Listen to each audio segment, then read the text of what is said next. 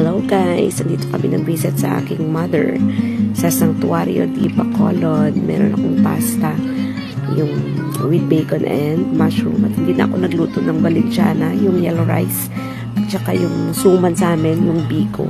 Kasi binigyan na kami ng kapitbahay. At saka okay na yun sa amin.